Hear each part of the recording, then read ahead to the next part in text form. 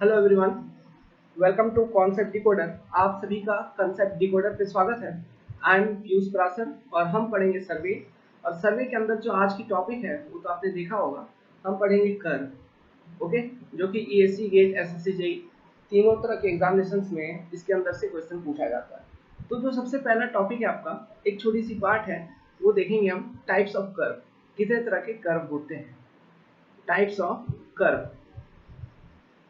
Heading बताइए, types of curve. ज़्यादा कुछ नहीं बताऊंगा, केवल कुछ कुछ डायग्राम्स आपको बना के मैं दिखाऊंगा कि कितने तरह के कर्व हमारे पास हैं। ओके, तो देखिए, सबसे पहले जो पहला टाइप ऑफ जो कर्व है, it is simple circular curve.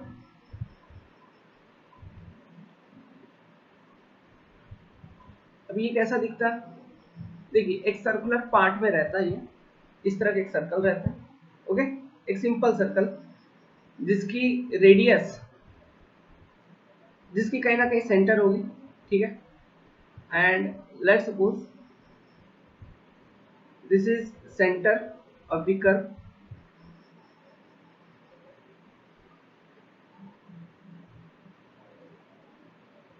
तो ये जो है, ये it is radius, this is the centre of curve and this is the radius of curve. Okay, and this is the curve. और ये जो मैंने ब्लैक वाला पोर्शन बनाया कर्व का, इसी को हम लेंथ ऑफ कर्व कहते हैं और इसको रिप्रेजेंट करते हैं बाई एल। ओके, नाउ अभी इसी में देखिए, हम जो जब भी कर्व ड्रॉ करेंगे, कुछ होते हैं, जैसे कि यहाँ पे आपका स्टार्टिंग पॉइंट है, ये कर्व का आपका स्टार्टिंग पॉइंट है एंड यहाँ पे आपका कर्व खत्म हो रहा है। तो ये जो स्टार्टिंग और खत्म वाला जो पॉइंट है, अगर उन पॉइंट्स पे हम टेंजेंट ड्रॉ करें, लेट्स सपोज कि आई विल ड्रॉ टेंजेंट, ये टेंजेंट मैंने उस पॉइंट पे ड्रॉ कर दिया। फिर जहाँ पे पॉइंट आपका खत्म हो रहा है, वहां से अगेन मैं एक टेंजेंट ड्रॉ करूंगा। यहाँ जहाँ पे कर्व खत्म हुआ, वहां से मैंने एक टेंजेंट ड्रॉ किया। तो देखिए, ये दोनों टेंजेंट कहीं ना कहीं आके इंटरसेक्ट कर रहे हैं एक दूसरे के साथ। तो जहां पे वो इंटरसेक्ट करता है, उसको पॉइंट ऑफ इंटरसेक्शन कहा जाता है। और पॉइंट ऑफ इंटरसेक्शन पे जो एंगल होती है, इसको हम डेल्टा कहते हैं, which is nothing but deflection angle. इसको डिफ्लेक्शन एंगल कहा जाता है, ठीक है।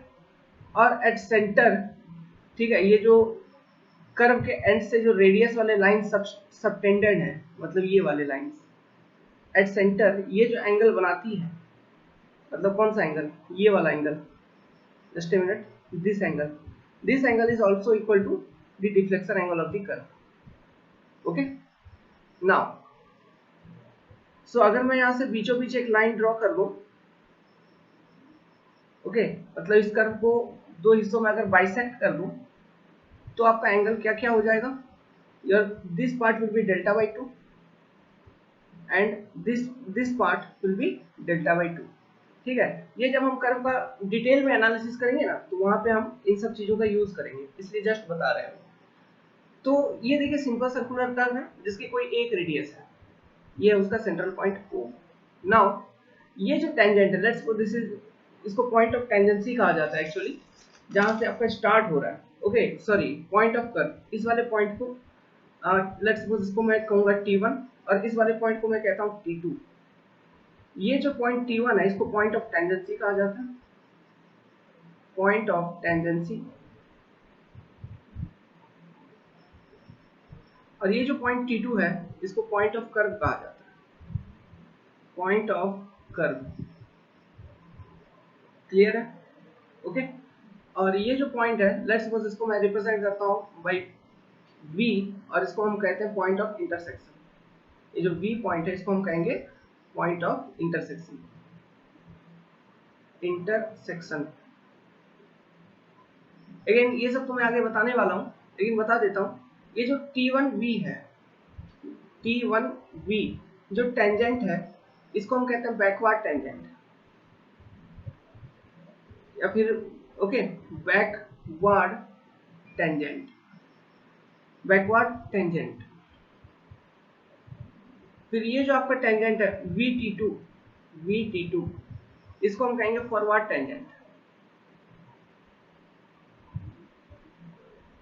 ठीक है, तो हम जब एनालिसिस करेंगे ना कर्व का, सिंपल सर्कुलर कर्व, आपका जो सर्वे का जो सिलेबस है जिसमें हम कर्व के बारे में जो पढ़ रहे हैं, इसमें हम सिंपल सर्कुलर कर्व की एनालिसिस पढ़ेंगे, देन हम स्टडी करेंगे सेटिंग आउट ऑफ कर्व। ये दो बातें हमको पढ़नी है और कुछ नहीं पढ़नी है, इन्हीं में से क्वेश्चन आएंगे, चाहे वो ईएससी हो, गेट हो, जो भी हो।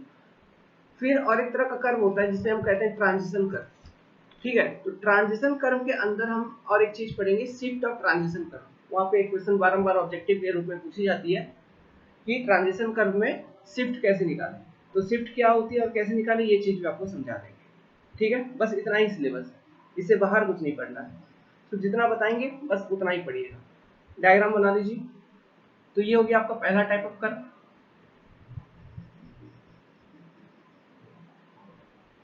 अब दूसरा टाइप ऑफ कर्व पे आते हैं, सेकेंड टाइप ऑफ कर्व, जिसे हम कहेंगे कंपाउंड कर्व।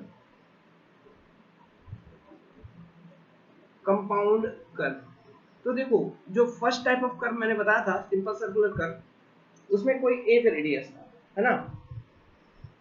कंपाउंड कर्व में क्या होता है, एक से अधिक रेडियस होता है, मतलब दो अलग अलग रेडियस की एक कर्व। मान लो कि यहां से यहां तक जो आपने कर्व बनाया, इसमें कोई एक रेडियस की कर्व की रिक्वायरमेंट थी, लेट्स सपोज उसका रेडियस था r1, ठीक है। तो इसको मैं पहले रिप्रेजेंट कर दूं।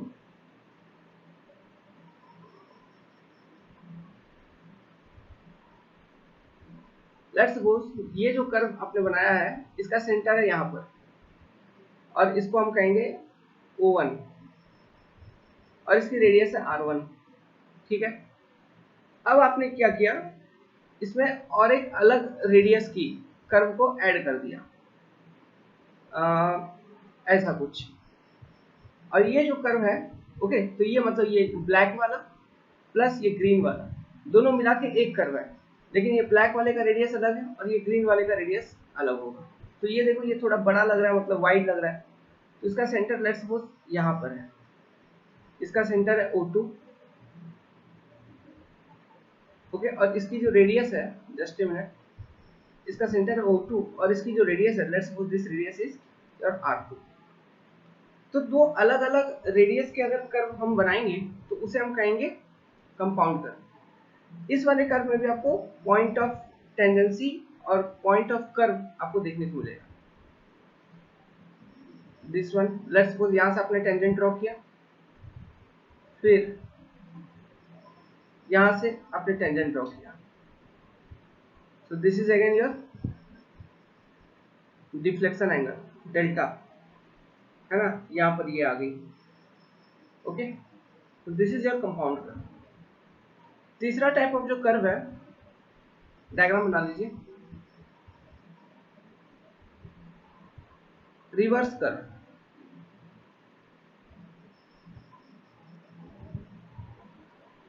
रिवर्स कर्व में क्या होता है, कर्वेचर में चेंजिंग आ जाती है।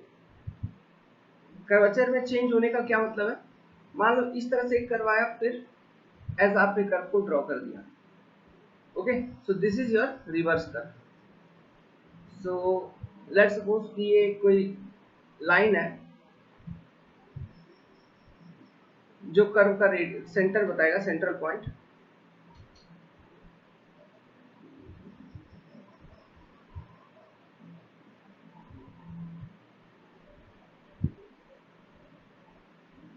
Just a minute. Let's suppose इस वाले कर्व का सेंटर है यहाँ पे, इस वाले कर्व का सेंटर है यहाँ पे, इसका रेडियस है R2, इसका रेडियस है R1, ओके। तो this is your reverse curve. अब यहाँ पे आपको डिफ्लेक्शन एंगल वगैरह निकालना है, तो क्या करना है, जस्ट इस तरह से और एक लाइन बनाइए, ओके, जिसे भी कहेंगे टेंजेंट, और यहां से टेंजेंट ड्रॉ करिए ऐसे, अगेन फिर यहां से टेंजेंट ऐसे ड्रॉ करिए, ओके। तो ये भी आपका डेल्टा हो जाएगा।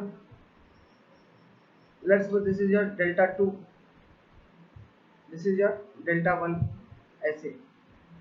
तो this is your reverse curve. अब इस तरह के कर्व आपको कहां पे देखने को मिलेंगे, माउंटेन एरियाज में,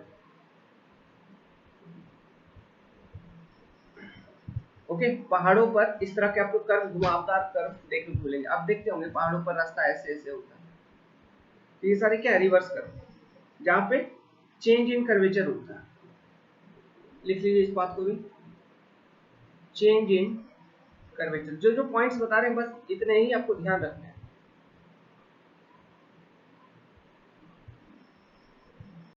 ओके, तो और एक तरह का कर्व है, इसके बारे में आपने सुना होगा, ट्रांजिशन कर्व। ये जो ट्रांजिशन कर्व वाली पार्ट है, this is part of highway. Highway में हम इसके बारे में डिटेल में पढ़े हैं, ट्रांजिशन कर्व के बारे में, ठीक है। इसका लेंथ वगैरह कैसे कैलकुलेट होता है, हम वहां पे इस चीज को अच्छे से पढ़ते हैं, ठीक है। आपका सर्वे में इसका एनालिसिस का कोई इंपॉर्टेंस नहीं है, सर्वे में बस सिंपल सर्कुलर कर्व की एनालिसिस की इंपॉर्टेंस है, वो हम करवाएंगे अभी। तो इसके बारे में अगर थोड़ा मोड़ा आइडिया दे दूं ट्रांजिशन कर्व के बारे में, एक्चुअली इसका यूज कब होता है, मान लो आपको एक सर्कुलर कर्व बनानी है, let's suppose this is your circular curve, ठीक है। तो कर्व आप कब देते हो, किसी भी रास्ते में कर्व आप कब दोगे, जब उसमें कोई डायरेक्शन में चेंज करना है। जैसे कि अभी यहां से इस तरफ से आ रहा था कोई, अभी इस तरफ घूम के फिर ऐसे जाएगा, तो डायरेक्शन में चेंज हुआ कि नहीं, तभी हमको कर्व देने की जरूरत पड़ रही है। लेट्स सपोज ये जो सर्कुलर कर्व है, इसकी जो रेडियस है, लेट्स सपोज इसकी रेडियस है r, यहाँ पे थोड़ा टेढ़ा हो गया, ये सीधा है, इसकी रेडियस है r, ये उसका सेंटर है। नाउ तो कर्व आप अचानक से देखो, कभी भी रास्ता क्या है, स्ट्रेट रोड है, तो स्ट्रेट रोड से अचानक से मान लो ये कोई बंदा है सीधा आ रहा है एकदम, अचानक से घूमेगा तो उसको इस जगह पे झटका से महसूस होगा कि नहीं। और फिर जब हम कर्व देते हैं वहां पे सुपर एलिवेशन वगैरह प्रोवाइड करते हैं, तो जो आउटर साइड होगा रोड का, ये ऑब्वियसली थोड़ा उठा हुआ होगा, है ना, as compare to inner side, outer side थोड़ा हाई लेवल पे होगा।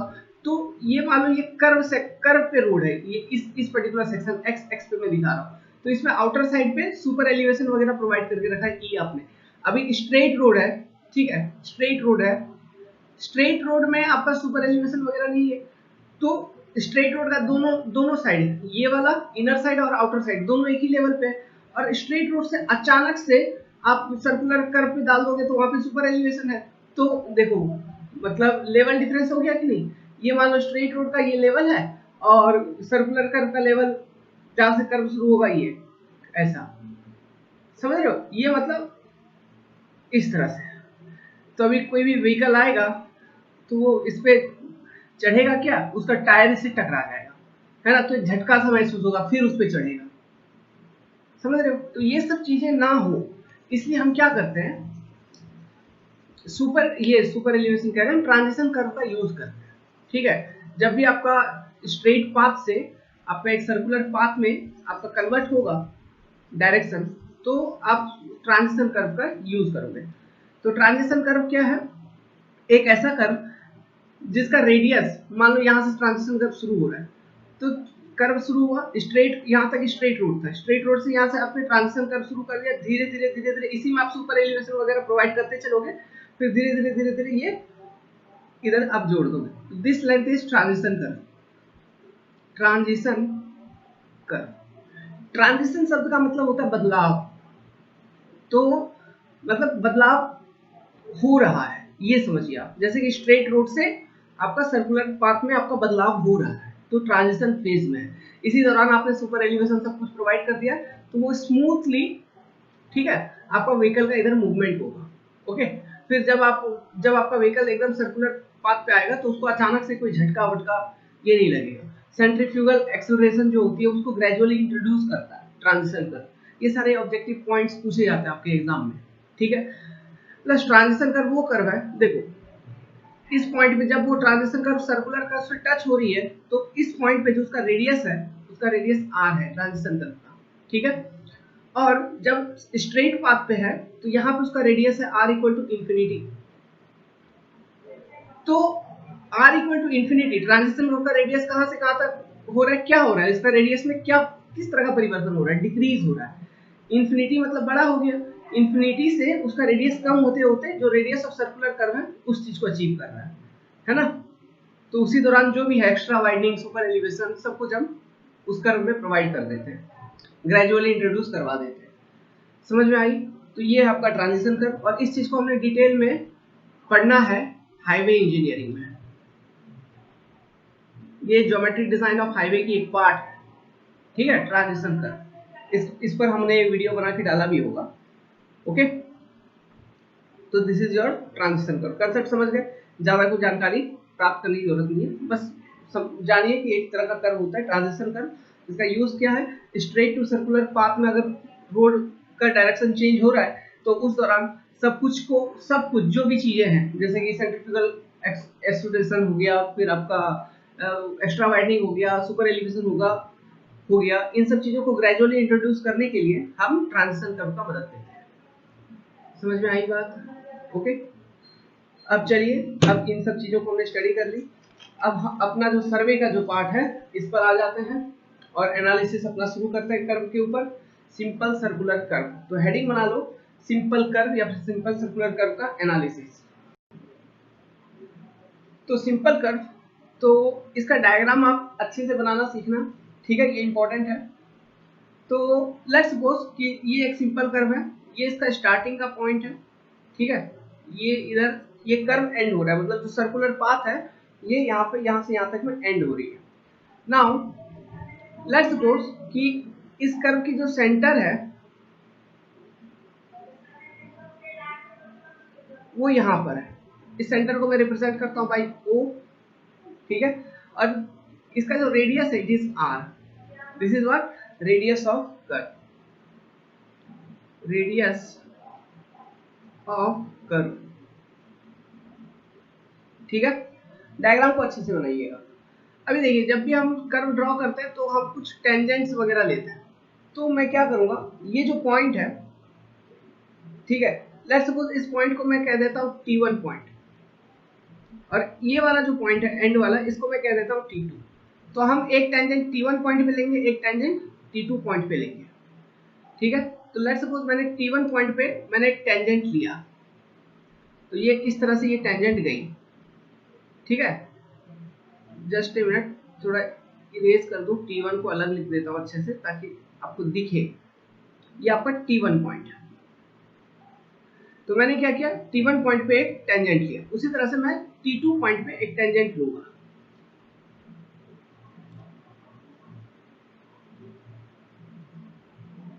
ठीक है। तो ये मैंने T2 पॉइंट पर भी एक टेंजेंट ले ली। अब जहां पे ये दोनों टेंजेंट इंटरसेक्ट करेंगे ना, उस पॉइंट को मैं कह देता हूं V। लेट्स सपोज ये जो पॉइंट जहां पे इंटरसेक्ट कर रहा है इसे मैं कह दिया V, और इस पॉइंट का नाम होगा point of intersection. This is nothing but point of intersection,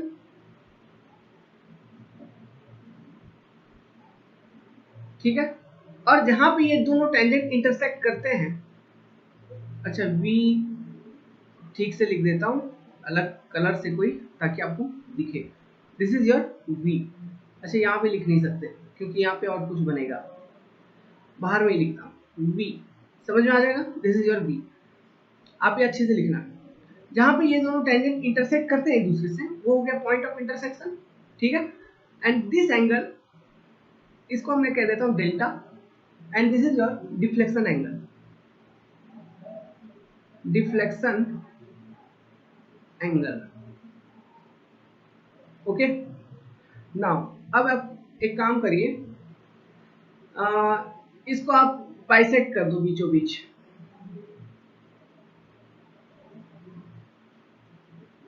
ठीक है। फिर ये दो पॉइंट्स है, मतलब T1 और T2, इन दोनों पॉइंट को एक स्ट्रेट लाइन से कनेक्ट करो,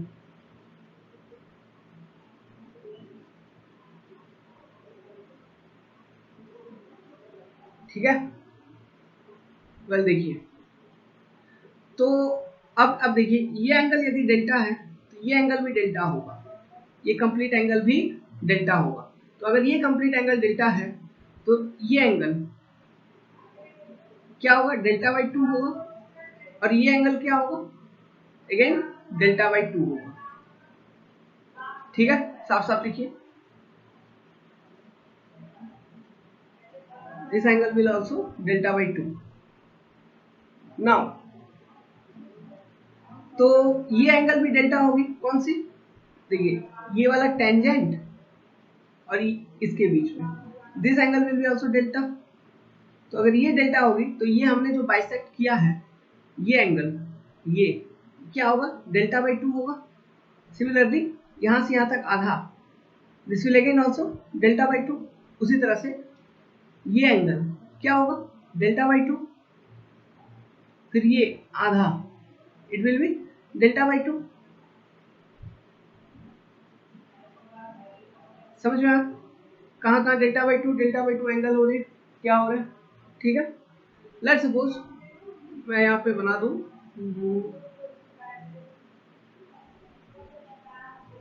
let's suppose this is your point A, this is your point B, okay. और ये जो पॉइंट ए है ये कौन सा पॉइंट है, ओरिजिन पॉइंट है, जहां से आपने काम शुरू किया, मतलब ओरिजिन पॉइंट मतलब जीरो चेंजेज का पॉइंट है, ठीक है। जब कर्व सेट करोगे तो चेंजेज वगैरह लोगे ना, तो that is okay origin point, origin point और जीरो चेंजेज, जीरो चेंजेज, ठीक है। और ये पॉइंट भी जो है एंड पॉइंट कह सकते हो, एंड। अब कुछ इंटरेस्टिंग बताता हूं इसी में, जो पॉइंट आपका T1 है, T1 जो पॉइंट है इसको हम कहेंगे point of curve, point of curve. जो आपका पॉइंट T2 है इसको हम कहेंगे point of tangency, point of tangency,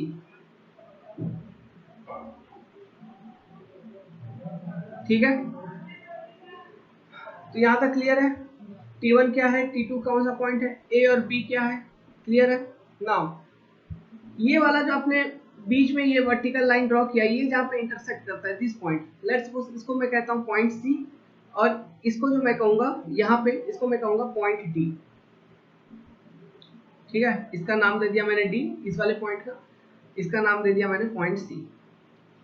curve को अच्छे से बनाइए, ये कर्व आपने बना लिया। अब मैं डायरेक्ट एनालिसिस करूंगा, तो ये रेडियस R है तो ये भी रेडियस R होगा, और ये डेल्टा बाई 2 एंगल कहाँ कहाँ पर हुआ, समझ में आ रहा है ना, ठीक है। मतलब इस वाले देखो ये वाला जो रेड वाला है, अभी जो इधर ड्रॉ कर रहा हूँ देखिए T2 के बगल में ये रेड वाला प्लस ये मैरून वाला, इसके बीच में जो टोटल एंगल है वो क्या होगा, डेल्टा। तो ये ब्लू वाले से आपने क्या किया, इसको बाइसेक्ट कर दिया, ठीक है। ब्लू वाले से आपने बाइसेक्ट कर दिया, तो ये एंगल कितना हो जाएगा, डेल्टा बाई 2। सिमिलरली ये एंगल कितना हो जाएगा, डेल्टा बाई 2। क्लियर है, डेल्टा बाई 2 को, ओके। तो ये डायग्राम को अच्छे से बनाइए, कॉपी पे पेंसिल को यूज करके बनाइए, बड़ा बनाइए। अब इसी पे अपना सारा एनालिसिस करेंगे। अभी देखो एक नाम और लिख लो, VT1, ये वाला V और ये T1, ये जो लाइन है VT1 का जो लाइन है, इस लाइन को हम कहेंगे बैकवर्ड टेंजेंट। हम पॉइंट B से देखेंगे, पॉइंट ऑफ इंटरसेक्शन से देखेंगे, तो पॉइंट ऑफ इंटरसेक्शन से ये पीछे की ओर लग रहा है, ठीक है, और पॉइंट ऑफ इंटरसेक्शन से ये आगे की ओर लग रहा है, ओके। तो VT1 को हम कहेंगे बैकवर्ड टेंजेंट, VT2 को हम कहेंगे फॉरवर्ड टेंजेंट। आप लिख लो इसके बारे में, VT1 बैकवर्ड टेंजेंट,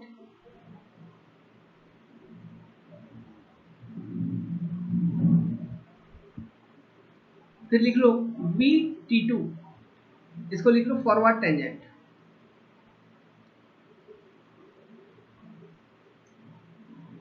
डायग्राम बन गया कॉपी पे। अब एनालिसिस करेंगे हम डायग्राम को देख के, ठीक है। तो सब कुछ मैं डायग्राम से लिखूंगा।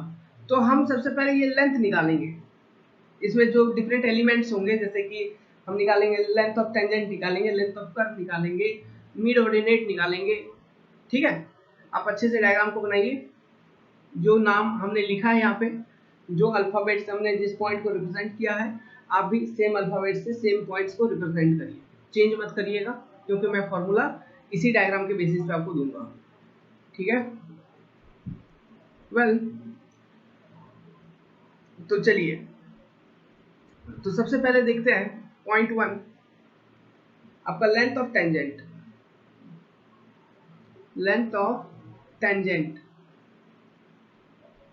चाहे वो फॉरवर्ड टेंजेंट हो या बैकवर्ड टेंजेंट हो, VT1 और VT2, इसका लेंथ निकालना है। कैसे होगा देखो, कहाँ गया पेंट, हाँ, मतलब आपको यहाँ से लेके VT1 दिस लेंथ निकालनी है। जस्ट ए मिनट, मेरे को हम कलर चेंज कर लेते हैं। ये वाला लेंथ निकालना आपको, ब्राउन कलर से रिप्रेजेंट कर रहे हैं, देखिए अभी, सॉरी ब्लू कलर से रिप्रेजेंट किया अभी, देखिए स्ट्रेट लाइन, ठीक है। तो आपको ये लेंथ निकालना है VT1। तो ये हम कैसे निकालेंगे, देखिए, तो ये निकालनी है आपको, ये पॉइंट है मान लो V, ये पॉइंट है मान लो T1, ठीक है। तो यहां से सीधा स्ट्रेट लाइन ड्रॉ करिए अप टू सेंटर तक जो था, ये मान लो आपका पॉइंट O था, सेंटर, ये आपका क्या था, radius, this was your radius. यहां से आपने एक लाइन और बाइसेक्ट किया था और इस पॉइंट को हमने D लिखा था, डायग्राम में देखिए।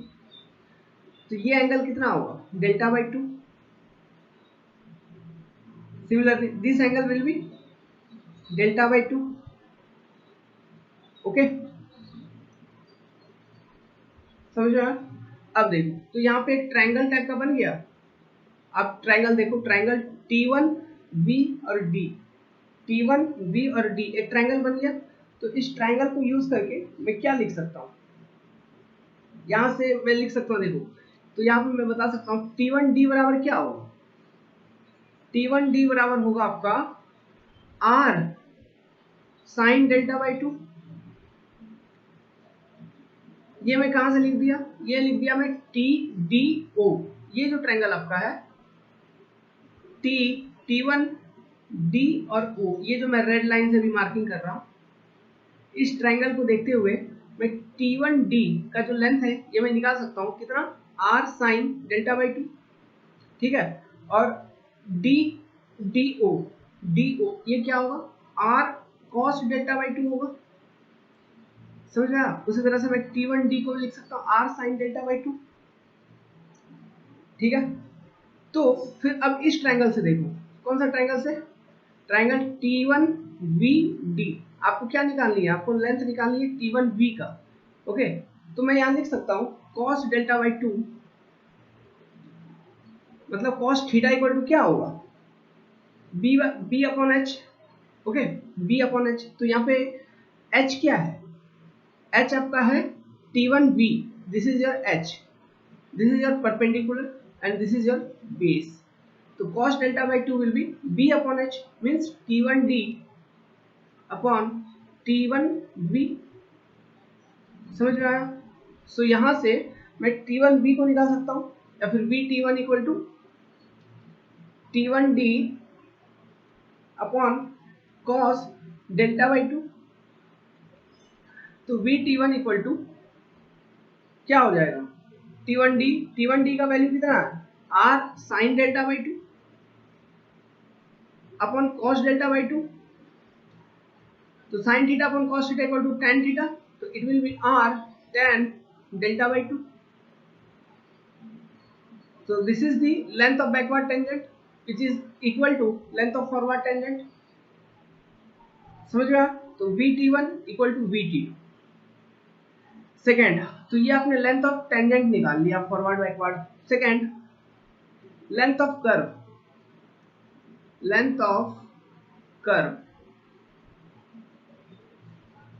तो लेंथ ऑफ कर्व क्या होगा, पेंट में जो डायग्राम बनाया मैंने वो देखिए, यहाँ पे कर्व का लेंथ क्या होगा, जस्ट ए मिनट, ये जो है T1, मतलब T1 देखिए, पॉइंट T1 से लेके C पर, ठीक है, T1 टू C, फिर C टू T2, T1 से C, फिर C to T2, this will be your length of curve. तो length of curve is nothing but it is equal to T1 C T2। Let's suppose इसको हम represent करते हैं by L, ठीक है। तो अब लेंथ ऑफ कर्व कैसे निकाल सकते हैं, देखो आप ऐसे देखो कैसे निकालेंगे,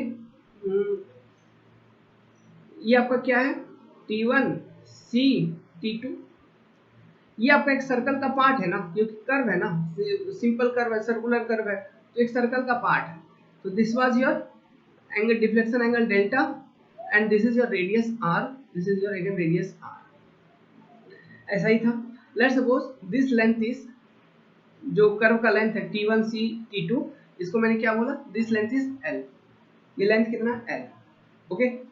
तो अभी by using simple concept of ratio का कंसेप्ट को यूज करके मैं ऐसे लिख सकता हूं कि देखो 2 पाई r,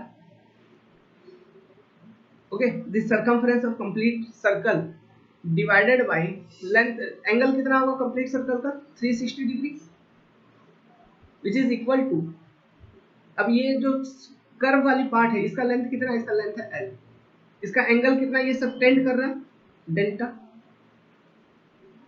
ऐसे लिख सकता हूं। तो इस रेशियो का कंसेप्ट को यूज करके यहां से L मेरा निकल जाएगा, और L कितना निकला 2 pi r 360 degree into delta, this is what, this is your length of curve. Very simple की नहीं, ठीक है। अच्छा, अगर आपके पास रेडियस ऑफ कर्व है, ठीक है, वहां से डिग्री ऑफ कर्व निकालनी, या फिर डिग्री ऑफ कर्व है फिर आपको रेडियस ऑफ कर्व निकालनी है, तो आप कैसे निकालोगे, देखो डिग्री ऑफ कर्व और रेडियस ऑफ कर्व के बीच में एक रिलेशनशिप है, एक नोट बना के लिखिए, डिग्री ऑफ कर्व और रेडियस ऑफ कर्व के बीच में एक रिलेशनशिप है, वो ध्यान में रखिएगा। Radius of curve equal to 1720 upon degree of curve.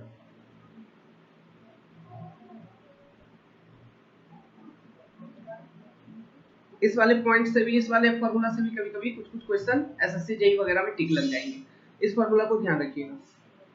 Radius of curve equal to 1720 upon degree of curve. Now third element is mid ordinate.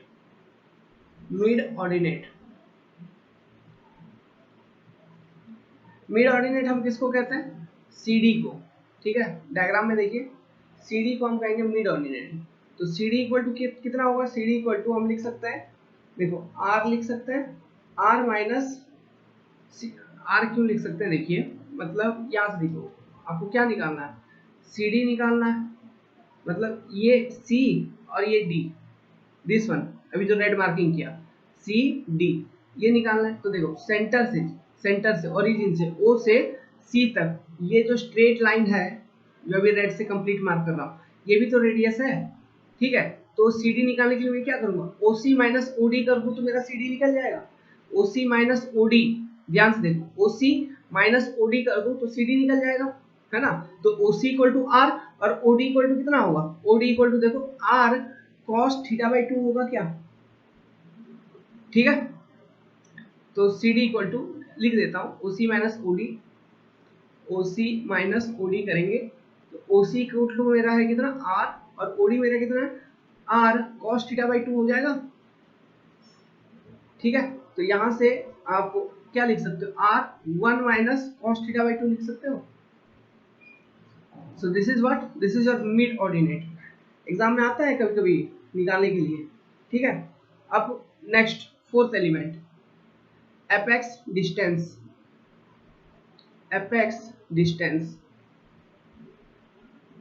आपका एपेक्स डिस्टेंस क्या है, VC आपका एपेक्स डिस्टेंस है।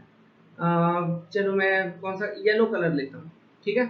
ये देखो V और C, this is your apex distance.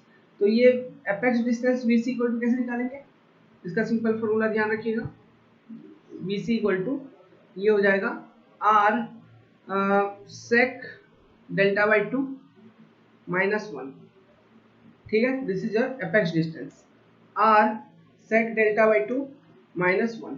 Now fifth, length of long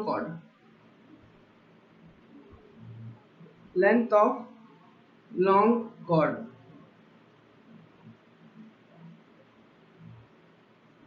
आपका long chord क्या है इसमें, देखो T1D, ठीक है, स्ट्रेट लाइन ये वाला T1D फिर T2, ये जो स्ट्रेट लाइन है इसी को हम कहेंगे लॉन्ग कॉर्ड। तो इसका लेंथ कितना ये निकालनी है, length of long chord T1D T2,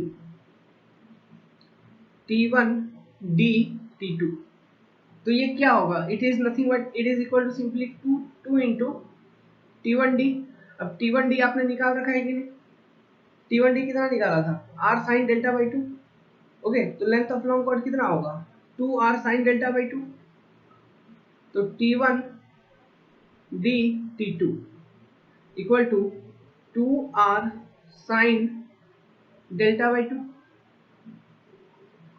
ठीक है, तो ये सारे एलिमेंट्स हैं, आपको इन्हीं एलिमेंट्स में से क्वेश्चन पूछेंगे, इससे ज़्यादा और कुछ नहीं है, तो इतना ध्यान रखिएगा। अब हम कुछ अलग कंसेप्ट इसी में पढ़ेंगे, हम निकालेंगे chainage at T1 and chainage at T1 या फिर पॉइंट ऑफ कर्व, और चेनेज एट T2 या फिर पॉइंट ऑफ टेंजेंसी पर आप चेनेज कैसे निकालोगे, इस बात को निकालेंगे। ठीक है, फिर हम इंटरमीडिएट कॉर्ड लेंथ का कैलकुलेशन भी करेंगे, ये भी एक कन्वेंशनल क्वेश्चन में ये सब चीजें पूछा जाता है। ठीक है, तो एक छोटा सा एनालिसिस और बचा है, उसको करते हैं। तो लिखिए calculation for chainage at T1, just minute मैं ही लिखता हूँ, चेनेज एट T1 और चेनेज एट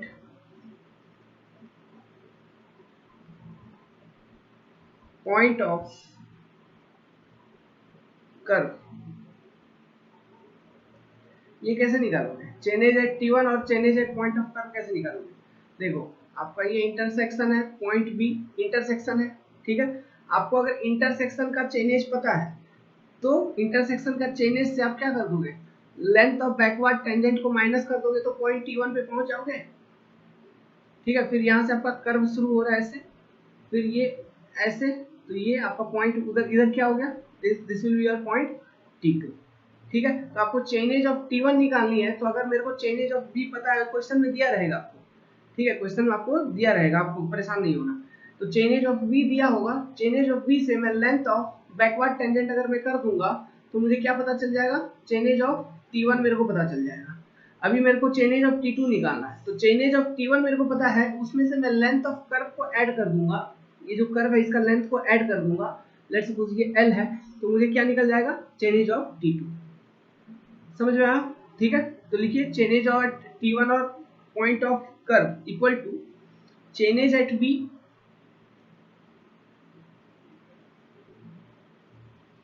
माइनस BT1। ठीक है, तो ये क्या हो गया, chainage at B minus R tan delta by 2। समझ रहे आप, उसी तरह से चेनेज ऑफ T2 या फिर chainage of point of tangency, ये अगर बतानी है तो मैंने क्या बोला था, ये निकालना है तो क्या करना है आपको, chainage at T1,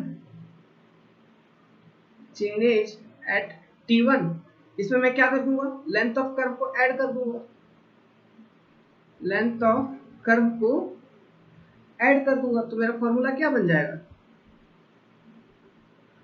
chainage at T1, chainage at T1 plus 2 pi r, length of curve क्या था, 2 pi r upon 360 into delta, ये आपका लेंथ ऑफ कर्व। तो ये आपका बन गया फॉर्मूला। तो आपने चेनेज निकाल लिया पॉइंट T1 का, पॉइंट T2 का। अब और एक कंसेप्ट इससे पूछा जाता है, लिखिए कंसेप्ट क्या पूछा जाता है, calculation for intermediate chord length on curve, calculation for intermediate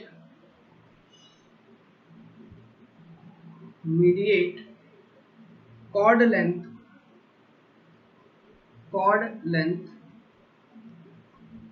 on curve, ये कंसेप्ट एक पूछी जाती है।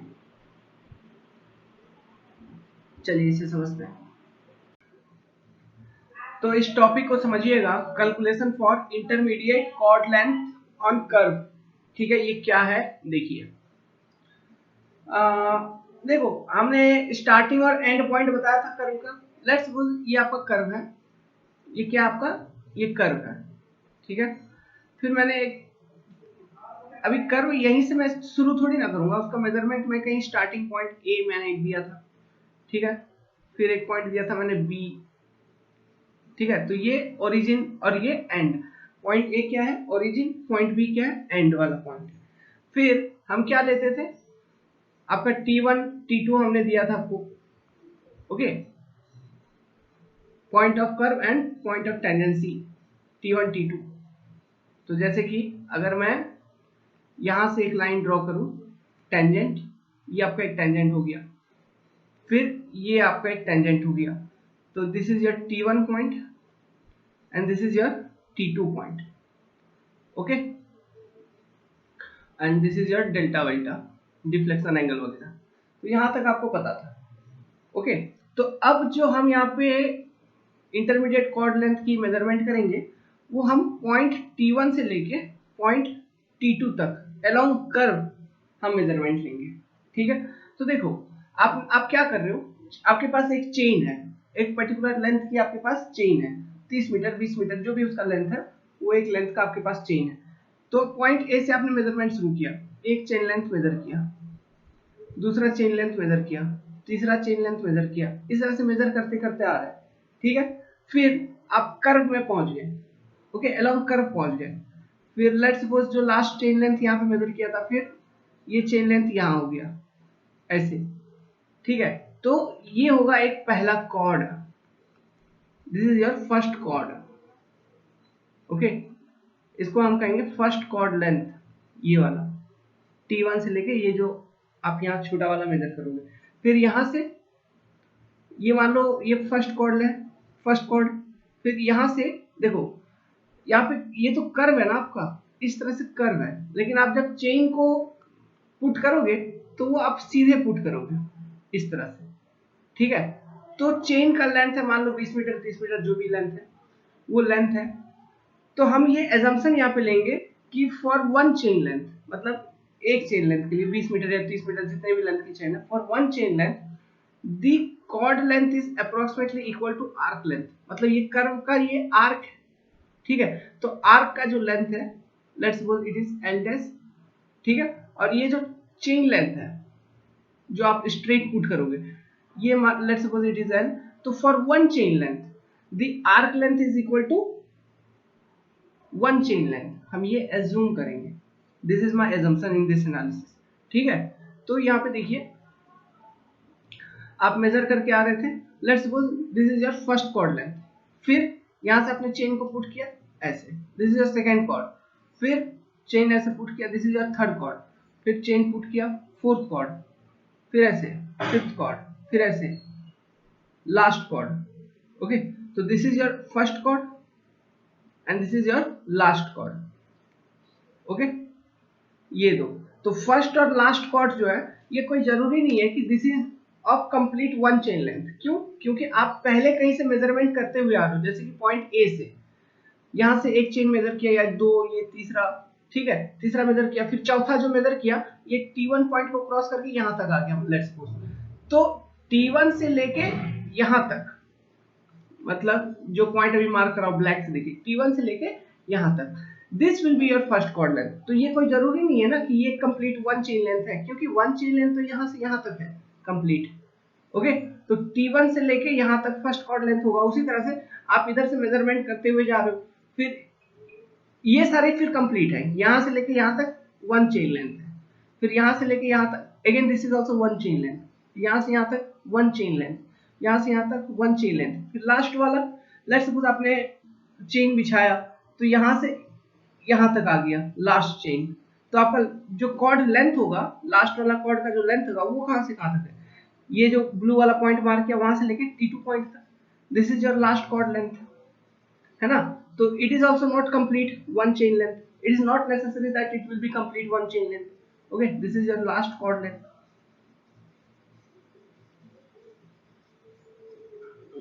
CHORD,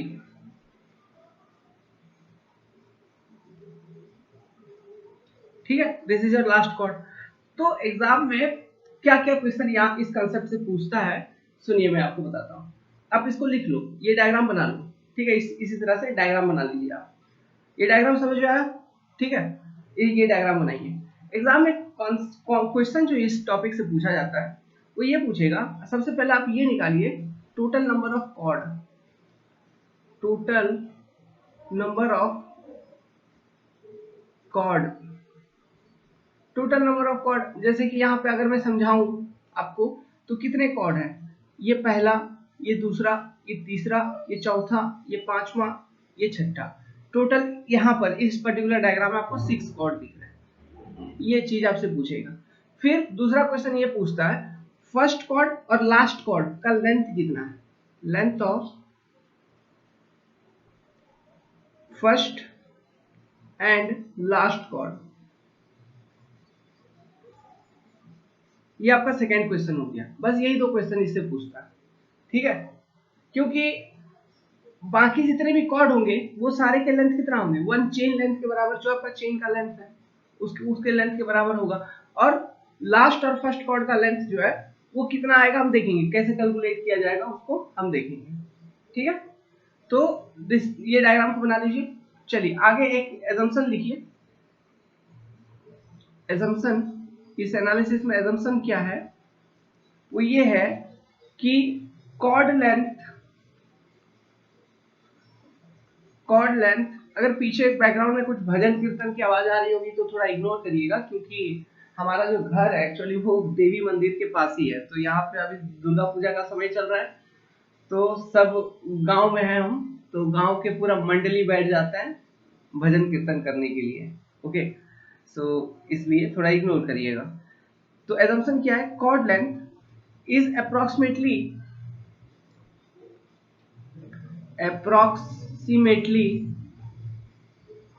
equal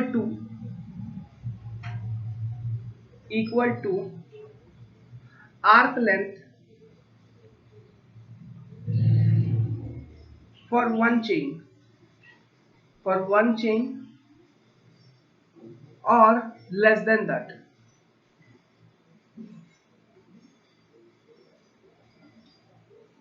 ठीक है, दिस इज योर एजम्पशन। मतलब ये देखो, chord length is approximately equal to arc length for one chain. ये किस कंडीशंस में वैलिड होंगे, जैसे कि कॉर्ड नंबर 2 देखिए, कॉर्ड नंबर 2 मतलब अभी मैं मार्क कर रहा हूं, देखिए ग्रीन से, कॉर्ड नंबर 2 इस पॉइंट से लेके यहाँ तक, इसके लिए जो आर्क है, आर्क लेंथ जो है, आर्क कौन सा होगा, आर्क होगा ये वाला, ये आर्क है, और ये जो स्ट्रेट है इट इज कॉर्ड। तो ये एज्यूम किया गया कि arc length is equal to one chain length, ठीक है। ये सारे इनके लिए ये एजम्पशन हो गया। और लेस देन दैट, ये किस केस में वैलिड होगा, ये वैलिड हो रहा है फर्स्ट और लास्ट कॉर्ड के केस में। समझ में आ रहा है, क्योंकि फर्स्ट और लास्ट कॉर्ड के केस में जो आर्क लेंथ है वो वन चेन लेंथ के बराबर हो, ये कोई जरूरी नहीं है, इट इज नॉट नेसेसरी, ठीक है। समझ में आया बात, ठीक है। तो इसको आप ऐसे लिख सकते हो, this is your chord 1, this is chord 2, chord 3, chord 4, chord 5, chord 6, C1, C2, C3, C4, C5, C6, okay, ऐसे लिख सकते हैं। वेल चलिए इसका एनालिसिस करते हैं। तो अब हम निकालेंगे सबसे पहले जो पहला क्वेश्चन है कि फर्स्ट एंड लास्ट कॉर्ड का लेंथ निकालना है। तो C1 फर्स्ट कॉर्ड लेंथ, ये कैसे निकलेगा, देखिए सिंपल सी फॉर्मूला है, multiple of one chain length, multiple of one chain length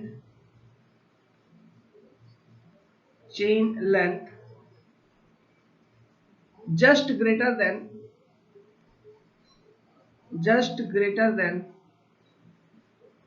chainage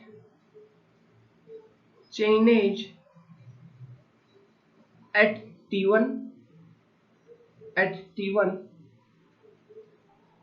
minus chainage at T1।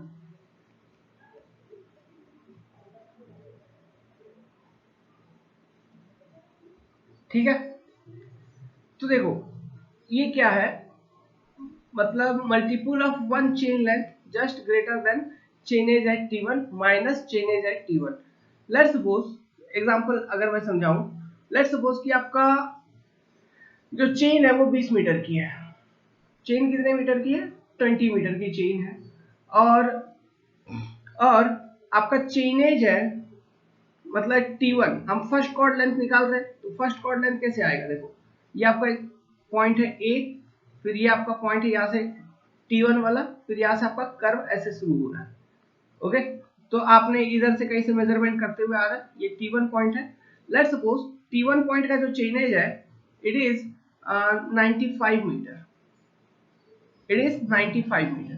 ठीक है, तो मतलब ये 95 मीटर कहां से? पॉइंट ए से, क्योंकि ये ओरिजिन है, यहां से इसका चेनेज है 95। तो फिर आपका let's suppose this is your first cord, this is your first cord, तो इसकी मेरे को लेंथ निकालनी है। तो मैंने क्या फॉर्मूला दिया? फॉर्मूला ये दिया, multiple of one chain length just greater than chainage at T1। तो वन चेन लेंथ का इसका multiple just greater than chainage at T1 का मल्टीपल क्या होगा? जस्ट ग्रेटर देन, मतलब ये 95 है चेनेज एट T1, तो इसका जस्ट ग्रेटर देन मल्टीपल क्या होगा? 20 का, 20 गुना 5 कितना होगा? 5 टाइम्स मल्टीपल में कितना हो जाता है? 20 बचे 100, तो it is just greater then 95 की नहीं। तो फर्स्ट कॉर्ड लेंथ कितने का होगा? ये काफी छोटा होगा फर्स्ट कॉर्ड लेंथ, और ये कितने का होगा? ये होगा आपका 100 minus 95 which will be 5 metre. तो जो आपका फर्स्ट कॉर्ड लेंथ होगा वो कितने का होगा? This first chord length it will be of 5 metre. बात समझ में आई? ठीक है, तो यही है वो फॉर्मूला। उसी तरह से last chord length Cn, let's suppose total n number of chord है, तो last chord length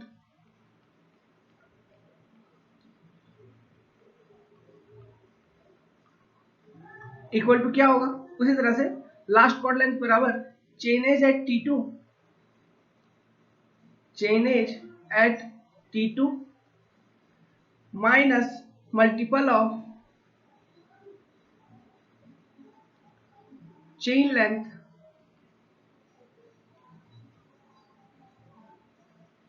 just less then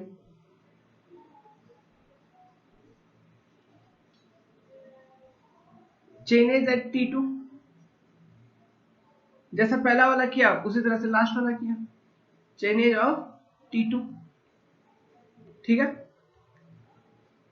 बाकी सारे कॉर्ड का लेंथ कितना होगा? ऑल अदर कॉर्ड,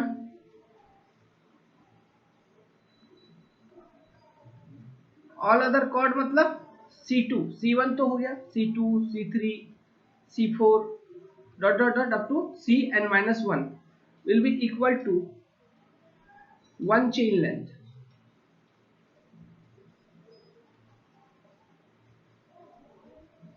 है ना?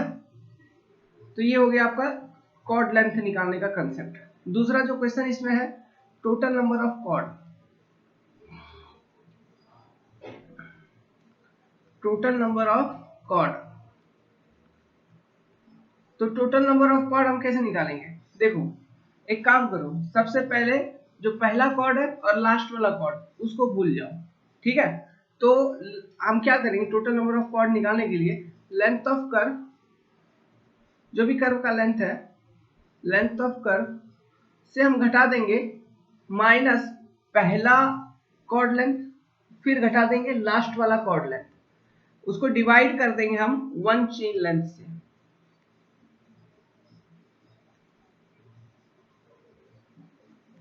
ठीक है, तो ये चीज हमें क्या दे देगा? ये चीज हमें दे देगा कि वन चेन लेंथ के टोटल कितने कॉर्ड हैं, वन चेन लेंथ के टोटल कितने कॉर्ड हैं उस कर्व के अंदर, ये चीज आपको दे देगा। तो ये उतना नंबर ऑफ कॉर्ड दे देगा आपको, ये वाला चीज। इसमें आप जोड़ देंगे 2। ये 2 क्यों जोड़ेंगे? 2 इसलिए जोड़ेंगे क्योंकि C1 और Cn को हमने घटाया था, मतलब 2 कॉर्ड हमने घटा दिया था, तो वही 2 हमने जोड़ दिया। तो ये आ गया आपका, समझ में आ रहा है? टोटल नंबर ऑफ कॉर्ड कितने, ये आ गया। C1 मतलब फर्स्ट कॉर्ड लेंथ और Cn मतलब क्या है? Last chord length. ठीक है, C1 Cn कैसे निकालना है ये चीज मैंने आपको पहले ही समझा रखा है। तो this is your concept for calculation of intermediate chord length on curve. पूरा जब कन्वेंशनल क्वेश्चन होगा तो उसमें आपको ये सब चीजों को एग्जाम में पूछ सकता है। ठीक है, या फिर ऑब्जेक्टिव में भी पूछ सकता है ये सब एक छोटे छोटे बातें कि टोटल नंबर ऑफ कॉर्ड बताइए, लेंथ ऑफ कर्व दे दिया होगा और चेनेज वगैरह दे दिया होगा T1 T2 का, ठीक है, टोटल नंबर ऑफ कॉर्ड बताइए कितना होगा। ईएससी में पूछेगा, गेट वेट के लिए तो ये सब बहुत इजी है। ईएससी में 2 नंबर में जो प्री में ऑब्जेक्टिव आता है उसमें पूछ लेगा, ठीक है, तो अच्छे से प्रैक्टिस करिएगा। एक क्वेश्चन अपन सॉल्व करते हैं, ओके। ये जो अभी एनालिसिस किया हमने सिंपल कर्व का, इस पर एक क्वेश्चन सॉल्व करवाते हैं, फिर हम इसके नेक्स्ट पार्ट में जाएंगे फिर कर्व का, जिसको हम कहेंगे सेटिंग आउट ऑफ कर्व। वहां से भी बढ़िया बढ़िया क्वेश्चन आएगा 2-3, ठीक है, सेटिंग ऑफ कर्व से, तो उनको फिर सॉल्व करेंगे, उस कंसेप्ट को पढ़ने के बाद उसको सॉल्व करेंगे, वो एक अलग पार्ट हो जाएगी। तो चलिए अभी इस पार्ट को करते हैं, यहाँ पे एक क्वेश्चन सॉल्व करके अपना एनालिसिस को सक्षम बनाते हैं। अगर आपको वीडियो पसंद आती है हमारी तो लाइक जरूर करिए, इट इज मोस्ट इम्पोर्टेंट, ताकि और स्टूडेंट्स तक पहुंच पाए। आप जितना देखोगे, जितना अगर देख के आपको अगर समझ में आती है चीजें, तो आप जरूर देखिए, हमें बताइए, व्हाट्सअप करिए, और जो हमारे पेड सब्जेक्ट है उसमें भी एनरोल करिए। चलिए क्वेश्चन लिखिए। तो क्वेश्चन पढ़िए, a curve of radius 585 metre has deflection angle of 70 degree if chainage at point of intersection is 240.7, okay, ये भी मीटर में होगा। Q ब्रैकेट में दिया है instruction, use 30 metre chain with 100 link, calculate tangent length, length of curve, apex distance, mid ordinate, long chord, फिर length of intermediate chord, total number of chord, okay. तो यही तक है आपका क्वेश्चन। तो ये सारी चीजें आपको फाइंड आउट करनी है। तो सबसे पहला 1 बाय 1 फाइंड आउट करते चलिए। टेंजेंट लेंथ कितना होगा? टेंजेंट लेंथ की जो फॉर्मूला है सीधा यूज करिए, r tan delta by 2, calculate करिए 585 मीटर इंटू साइन का 35 डिग्री हो जाएगा, इक्वल टू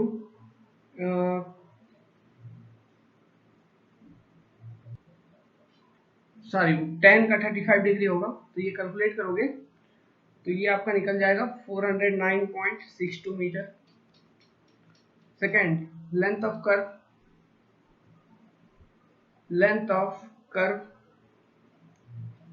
कैसे निकालोगे?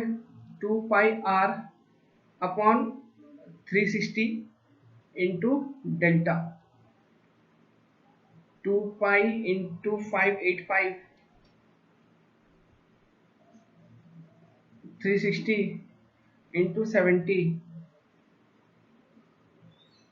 714.71 metre.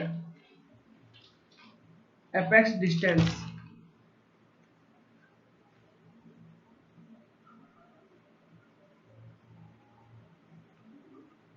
r sec delta by 2 minus 1, 585 sec 35 degree minus 1 equal to 129.15 metre. Mid ordinate sec कैसे कैलकुलेट करोगे? 1 by cos r 1 minus cos delta by 2, calculate करिए 105.79 metre. Long cord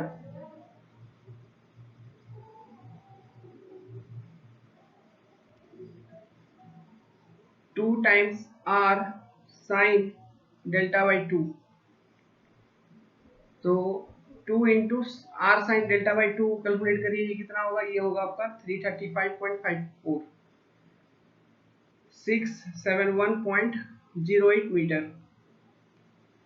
अब हमको निकालना है लेंथ ऑफ इंटरमीडिएट कॉर्ड, ठीक है, length of intermediate cord.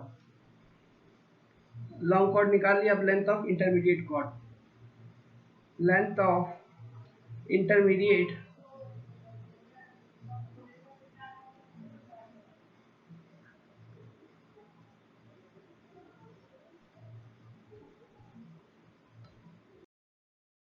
तो क्वेश्चन में देखिए यहाँ पे लेंथ ऑफ इंटरमीडिएट कॉर्ड कैसे निकालेंगे। यहाँ पे देखिए chainage at point of intersection दिया है 240.70, डॉट मतलब डबल डॉट दे दो, सिंगल डॉट में शायद आपको समझने में प्रॉब्लम आए, मतलब 240 chain plus 70 link, this is your chainage at point of intersection, ठीक है। तो हमको लेंथ ऑफ इंटरमीडिएट कॉर्ड निकालने के लिए मतलब सबसे पहले फर्स्ट कॉर्ड और second chord, sorry first chord और लास्ट कॉर्ड का हमको ये निकालना होगा, लेंथ निकालना होगा। तो उसके लिए हमें क्या चाहिए, chainage of T1 and chainage of T2 चाहिए, ठीक है, chainage of T1 and chainage of T2 चाहिए। तो ये निकालने के लिए हमें क्या चाहिए, chainage at point of intersection यहाँ पे दिया हुआ है, तो हमको चेनेज ऑफ T1 हम कैसे निकालेंगे, देखिए कंसेप्ट देखिए, सब कुछ आपको बताया हुआ है। Chainage at V intersection point हमें पता है ये कितना है 240.70, ठीक है। ये चेन का मेजरमेंट है, मतलब 240 चेन 70 लिंक और 30 मीटर का चेन है। तो chainage at V equal to कितना होगा, अगर मैं कैलकुलेट करूं लेंथ में तो 240 गुना 30 मीटर प्लस 70 इंटू 30/100, 100 लिंक का चेन है, 30/100, तो ये कैलकुलेट करोगे तो टोटल लेंथ कितना निकल जाएगा 7221 मीटर, ठीक है। This will be your chainage at V। So chainage at T1 कैसे निकलेगा, फिर चेनेज एट T1 कैसे निकलेगा, chainage of V, chainage of V minus इससे क्या कर देंगे length of tangent, length of backward tangent,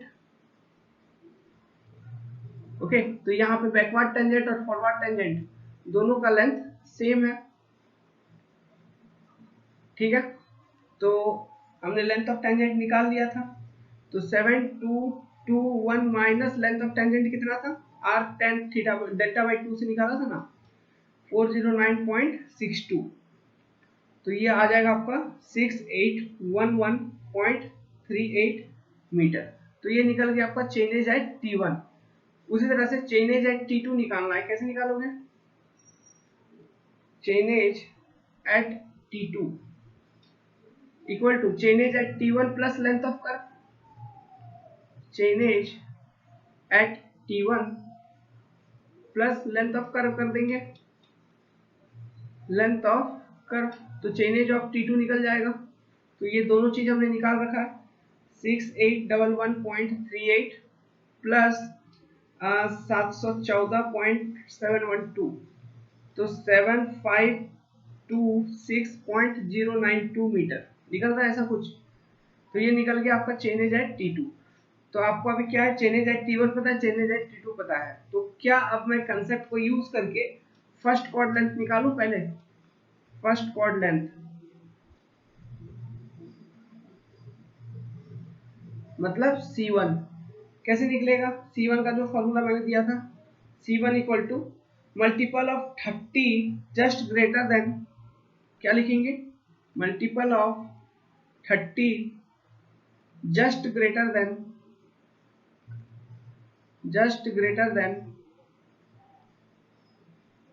chainage at T1, just तो चेनेज एट T1 कितना है 6811.38 मीटर, माइनस सब्ट्रैक्ट कर देंगे इससे chainage at T1, chainage at T1, तो ये जस्ट ग्रेटर देन मल्टीपल क्या होगा 6840 माइनस 6811.38, तो फर्स्ट कॉर्ड लेंथ आपका निकल जाएगा 28.62 मीटर। कैलकुलेट करिए, देखिए आ रहा है। Similarly last chord length, last chord length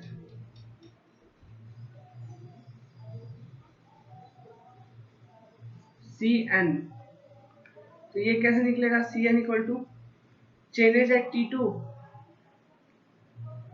chainage at T2 point minus multiple of 30 just less than chainage at T2, multiple of 30 just less than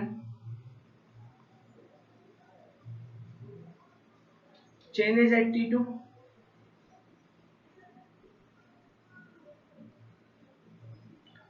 तो क्या होगा? 7526.092, 30 का मल्टीपल जस्ट लेस देन इतना 7500, तो ये कितना निकला length of last part? 26.092 metre, ये निकल गया। All other chord length will B